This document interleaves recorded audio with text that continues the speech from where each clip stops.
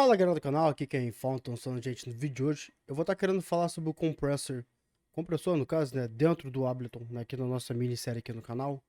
Então vamos lá. Cara, esse é um plugin que você vai estar sempre usando dentro do Ableton constantemente. Quase todos os sinais que a gente trabalha com na produção de música, a gente precisa botar um compressor de uma forma ou outra. Compressor nada mais é do que uma forma da gente controlar um pouco mais a dinâmica do nosso sinal, né? Então, por exemplo, como é que funciona o nosso compressor no caso? A gente funciona dessa seguinte forma. A gente tem um ratio, né, que a gente vai definir quanto que o sinal vai ser comprimido. A gente tem um threshold, que a gente escolhe aonde que essa compressão vai iniciar. Então você tem aqui, na real, se você abrir o Ableton, na real ele vai abrir assim. Um pouco mais simplificado. Mas você tem que clicar nessas três setinhas aqui, nessa última aqui, que você abre essa versão aqui mais visual, que acaba ajudando um pouco os iniciantes na produção. Então eu vou trabalhar com ela aqui hoje, beleza? Aí você tem o ataque. Isso aqui é o quão rápido o compressor vai interagir com o sinal na hora que ele passar pelo threshold. E tem o release, que é quão rápido ele vai voltar ao seu estado neutro, né, que é seu estado desligado, depois que o sinal foi comprimido. Então você acaba fazendo isso aqui nessas duas opções. Aqui você tem o Makeup Gain, que é se você usou o compressor, normalmente você tem uma redução de ganho aqui no final, no output, ele acaba sempre sendo menor aqui. Então o Makeup Gain ele meio que vai tentar equalizar o que está entrando com o que está saindo em termos de sinal. Vamos lembrar também que o compressor aqui ele tem três formas de agir. Ele tem o Peak, ele tem o RMS e ele tem o Expand. O que são essas três opções aqui? O Peak ele vai agir mais agressivamente nos picos dos transientes do sinal. Ou seja, se for um kick com muito sharpness no transiente, ele vai atingir com mais força esse kick na compressão. E se for no RMS, o RMS é uma forma mais natural de se ouvir, é o que mais condiz com o que a gente escuta assim na realidade, né? Então a gente não escuta muito peak, a gente escuta mais RMS. É o jeito que nossos ouvidos, nosso cérebro é programado para ouvir. O Ableton tem isso aqui dentro, então você acaba tendo uma curva de compressão, assim por dizer, mais sutil aos nossos ouvidos. Então acaba sendo isso aqui. Eu vou mostrar tudo isso aqui em funcionamento. Mas eu só quero falar sobre duas coisas. Aqui você tem essa opçãozinha aqui, essa setinha, para você ter duas coisas. Você pode ter um sidechain. Você pode escolher qual input do sidechain você quer, ou seja, se você quiser fazer um sidechain direto do kick, ou de um drum bass, ou de qualquer outro elemento, você pode escolher qual é a fonte no qual o sinal vai ter um sidechain.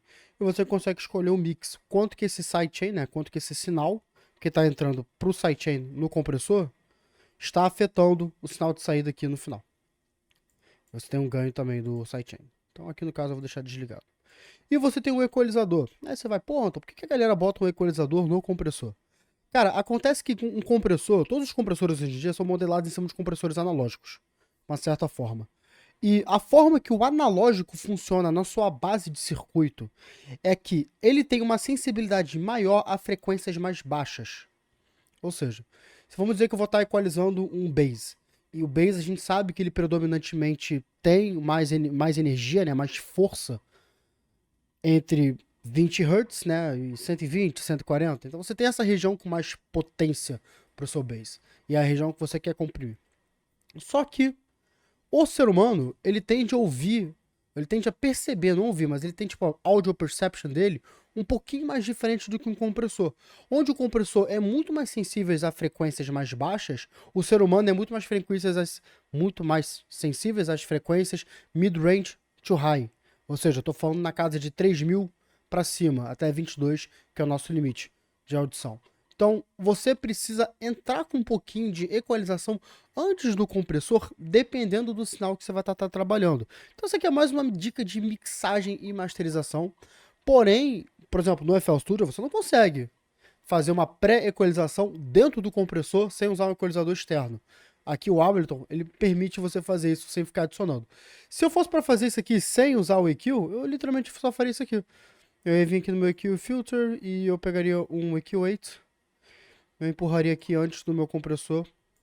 Eu diminuiria a quantidade de sinal grave que estiver entrando no compressor, para que o compressor trabalhe com mais folga, ele seja menos sensível. Porque se ele detectar uma frequência muito mais grave aqui atrás, ele vai agir primeiro nessa frequência e não vai agir na frequência que a gente quer que ele haja na frente. No caso aqui, isso vai de elemento a elemento. Então, no caso, eu estou fazendo esse pianinho aqui, que ele tem frequências mais graves nele, mas não é tudo que eu quero usar. Então, por exemplo, tá vendo? Essa região toda aqui não é o que eu quero usar. Então, a gente acaba tendo que diminuir um pouquinho o compressor, senão o compressor vai ficar trabalhando aqui nessa região que a gente não quer. Então, isso aqui é o porquê que a gente usa o equalizador. O compressor aqui do Ableton permite a gente fazer isso. E isso a gente até pode ver em funcionamento aqui na frente. Aqui, ó. Deixa eu trocar isso aqui de lado. Abrir.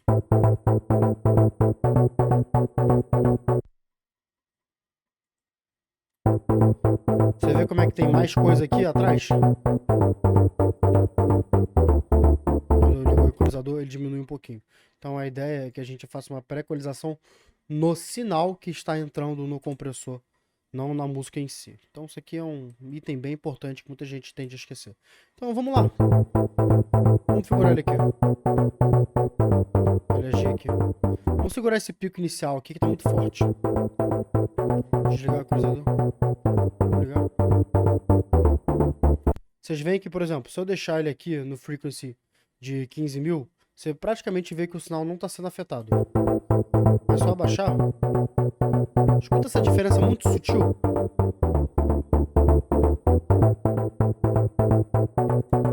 Aqui eu estou ignorando essas frequências. Foi. Vamos fazer agora, vamos configurar nosso ataque.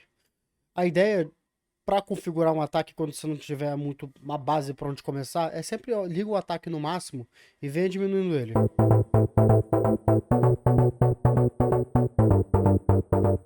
Você está escutando esses cliques, esses pops? O que acontece? Quando o compressor age com essa certa velocidade, que é 0,2 milissegundos, que é rápido para um cacete, essa entrada e saída dele no processo de sinal acaba criando digitalmente essa distorção, buzziness, que a gente chama.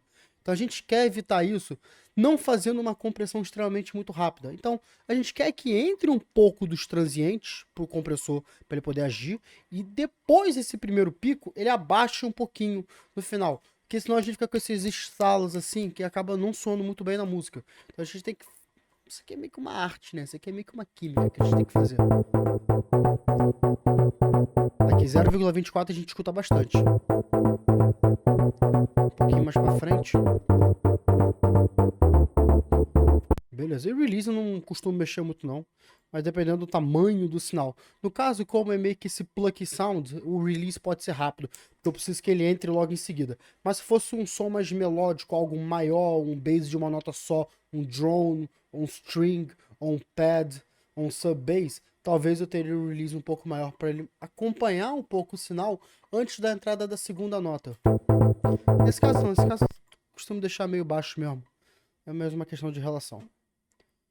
E aí a gente tem duas opções aqui embaixo. A gente tem o Ni. O Ni vai determinar o quão forte o compressor vai abaixar ou não. Isso aqui, para quem usou o Maximus do FL Studio, é bem parecido com a mesma história.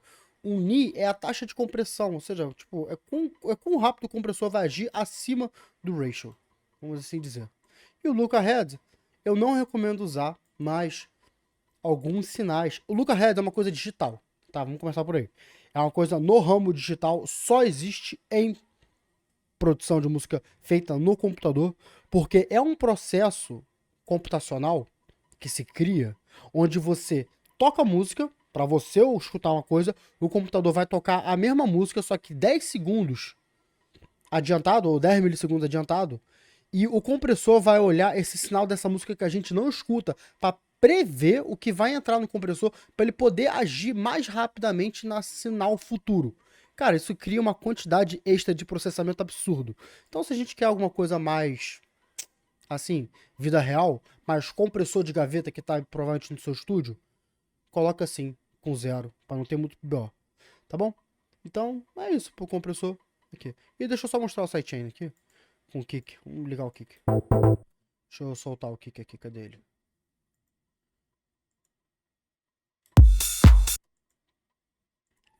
Pera aí, cadê meu kick?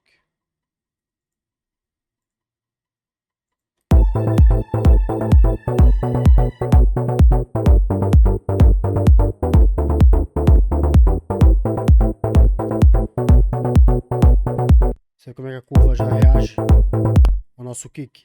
Esse sinal que a gente está vendo aqui, ó, é do nosso kick. Se eu desligar o sidechain,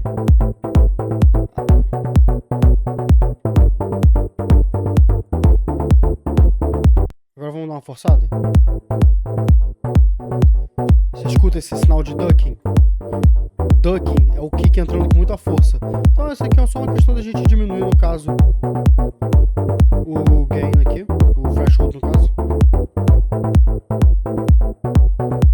Pronto, tá bem controlado. Vamos deixar aqui respirar bem.